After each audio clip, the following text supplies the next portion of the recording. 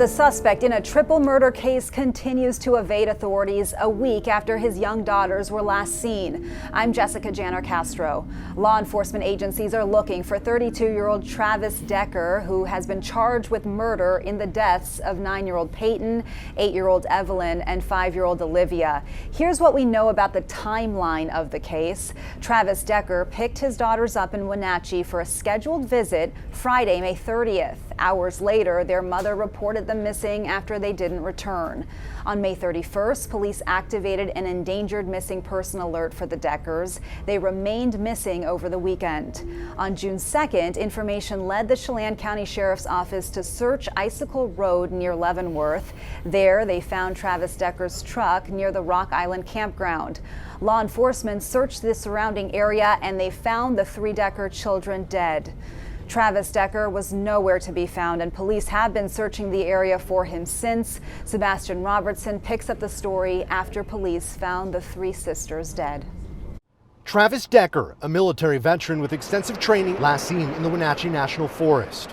Prosecutors have charged Decker with the kidnapping and murder of his 3 young daughters, Paityn, Evelyn, and Olivia. That is definitely an individual that needs to be caught and dealt with according to the law. The communities of Leavenworth and Wenatchee asked to stay on high alert as the FBI, Border Patrol, Homeland Security, and Sheriff's Office investigators combed the area near the Rock Island campground.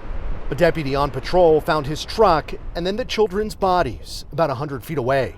Police found key pieces of evidence near the truck, zip ties and plastic bags. It's hard to imagine why somebody would do that.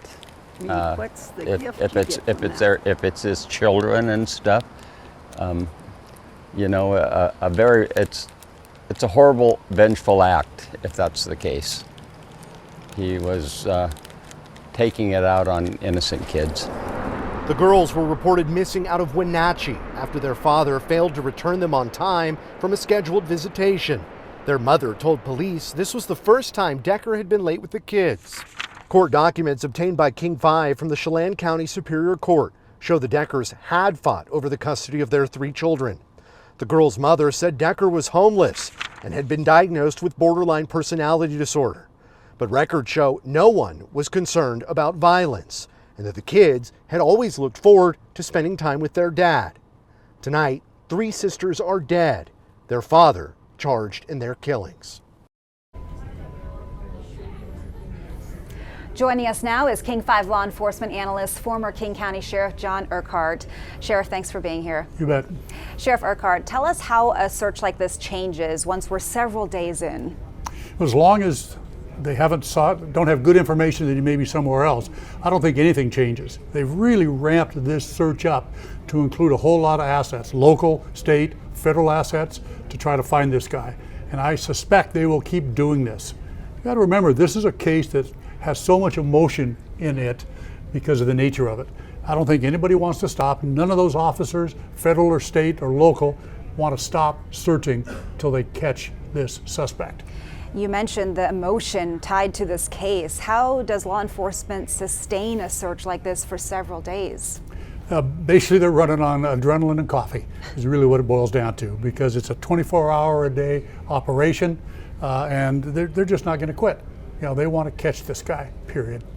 Tell us what kind of resources the Chelan County Sheriff's Department has available to them at this point. Well, the Chelan County Sheriff's Office is relatively small. Chelan County is 81,000 people, so it doesn't have a large county sheriff's office. And you've got Wenatchee, which is a relatively small city.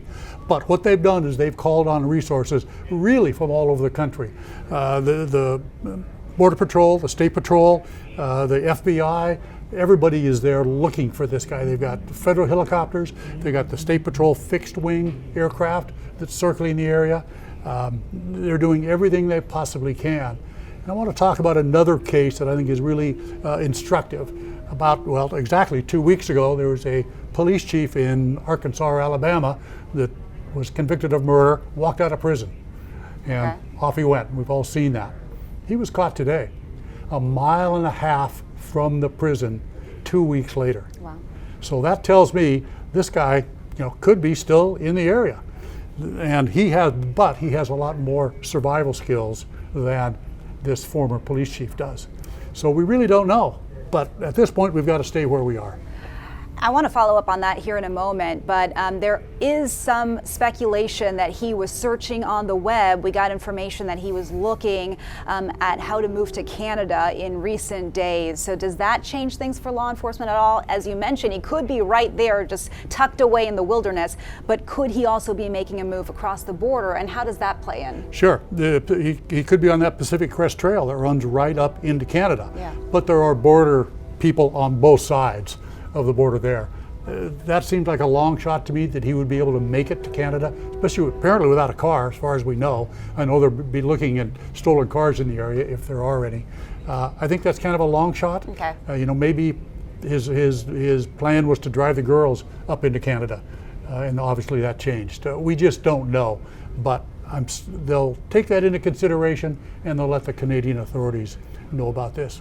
Yeah, a lot we don't know in this case, how much of a head start he may have had on authorities as well. You mentioned his survivalist skills. How does that play into what authorities are thinking in terms of his mindset?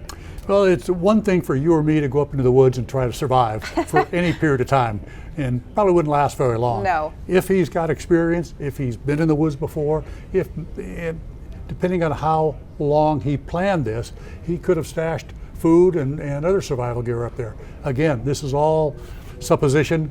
We just don't know.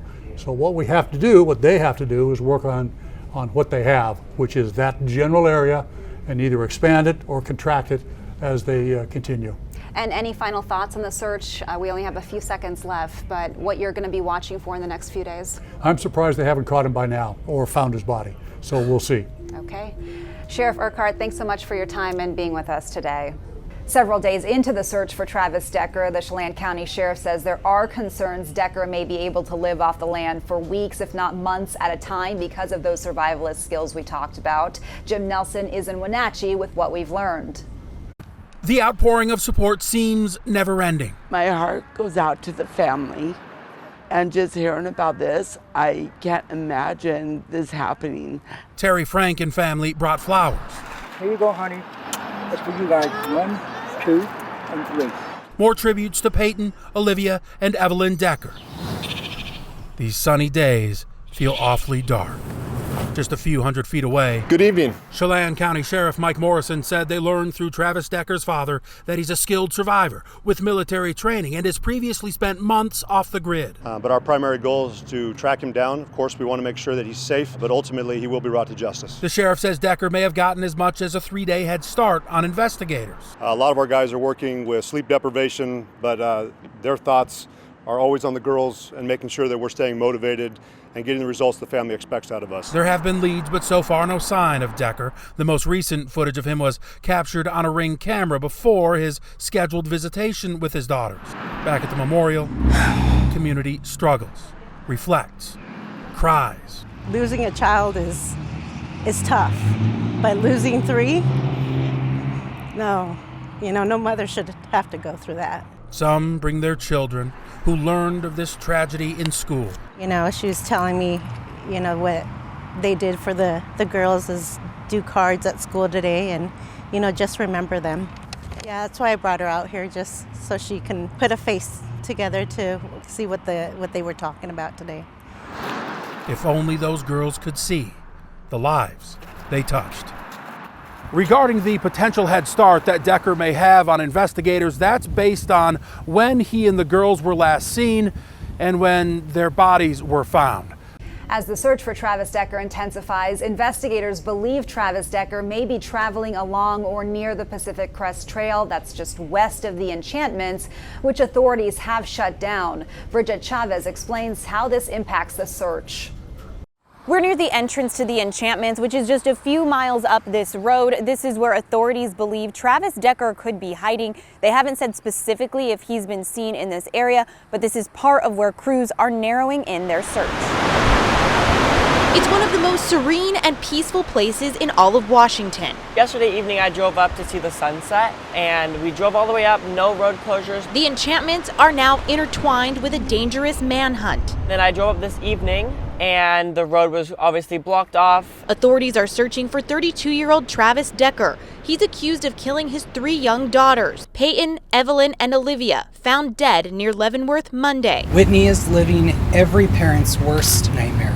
The hole in her heart is immeasurable. Decker hasn't been seen in days as the sun now sets on the 4th day of this search. Fear is growing. It's so out of the ordinary, especially just knowing that this guy, the suspected killer, lived in the same area that I grew up in. Legal experts say this shouldn't have happened. There were a number of red flags. Decker, a veteran, had documented mental health issues, and yet Professor Deirdre Bowen says the system left the children vulnerable. She points to court records that show the girl's mother raised concerns during a parenting plan modification last fall. Clearly, these 3 children should not be sleeping on a mattress in an armory of what appeared to be a men's homeless shelter. A dark cloud now hangs over these mountains, but locals say the light here will shine again. Hopefully they obviously find the person that did all of this. I hope it doesn't affect what everyone's perceives this as, because it is a very beautiful place. Authorities say if you see Decker, do not approach him, call 911. There is now a $20,000 reward for any information that leads to his arrest. In Leavenworth, Bridget Chavez, King 5 News. The search for Travis Decker is widening, and some residents who live along Icicle Road in Leavenworth are right in the middle of it. Alex McClune speaks with the son of 2 residents who has concerns about safety. We're heading to my parents' house. They're up Bicycle Creek. This all here is my parents' property. Dean Summers knows this part of Chelan County like the back of his hands. There's all kinds of hidden caves throughout the side of this hill here. There's probably hundreds throughout the whole hillside here. Heavily wooded and populated by more armed search teams by the day. Mountain town living, he's a groundskeeper here, and for others in this part of Chelan County. I don't feel like my parents are safe.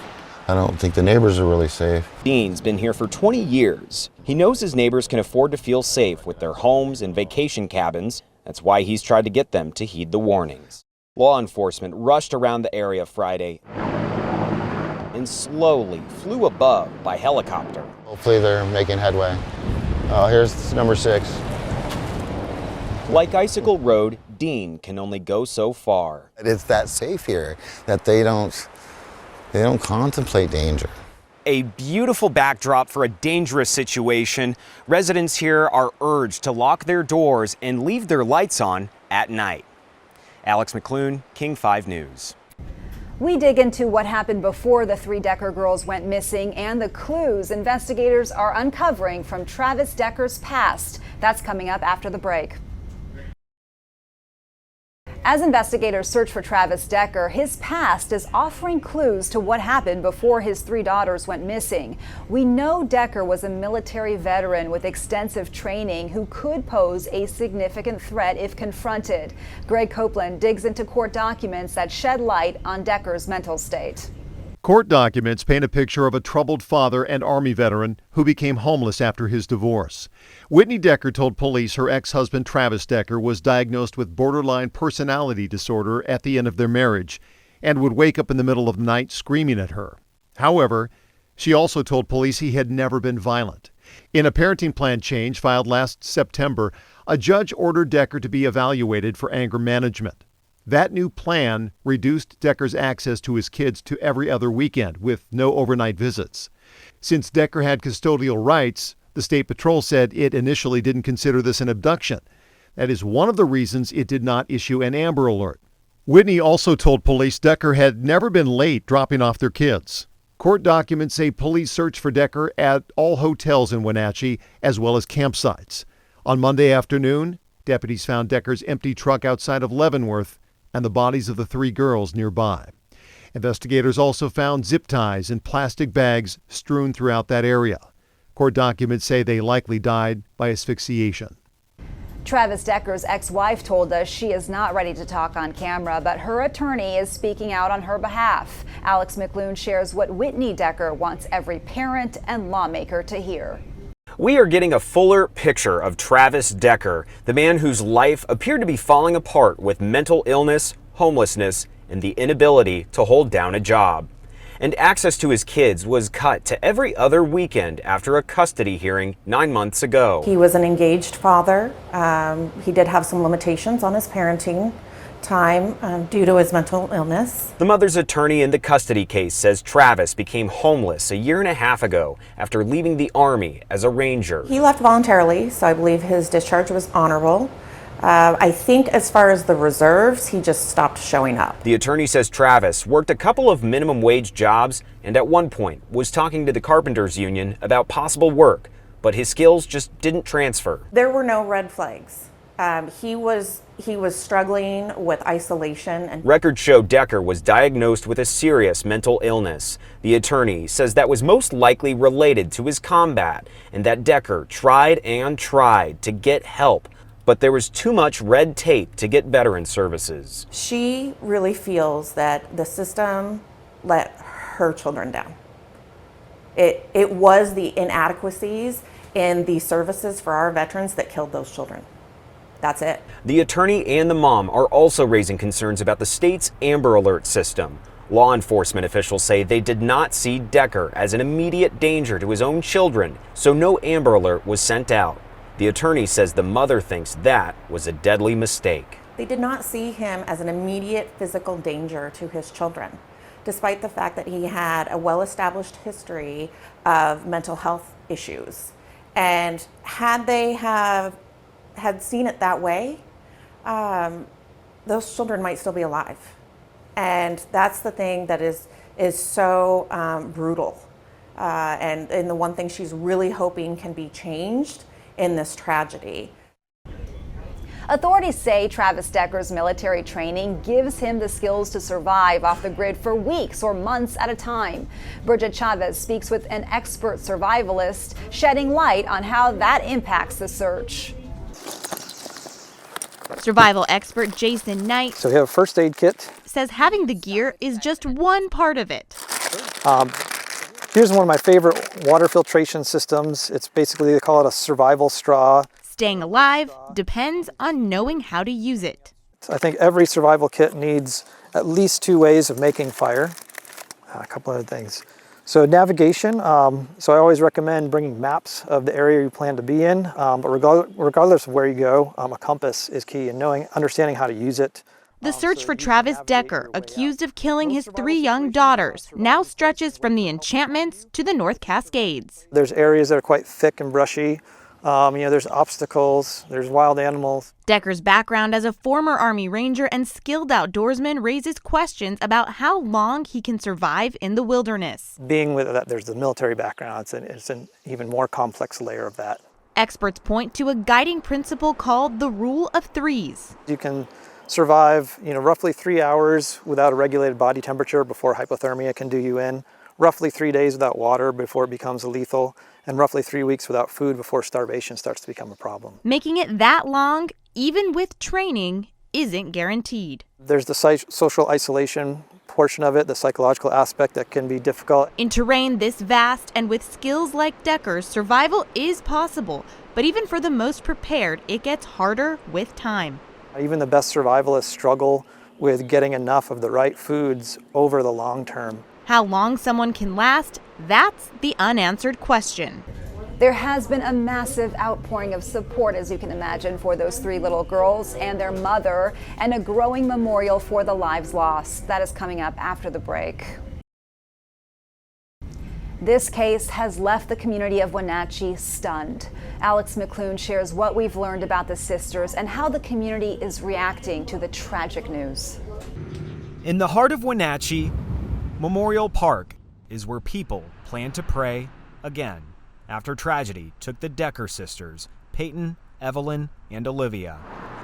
Word about their disappearance spread over the weekend and turned into tragedy Tuesday after their father allegedly took their lives. We got a notification on it at the St. Francis that said be on a lookout for him, so we will keep our eyes open and peeled for him.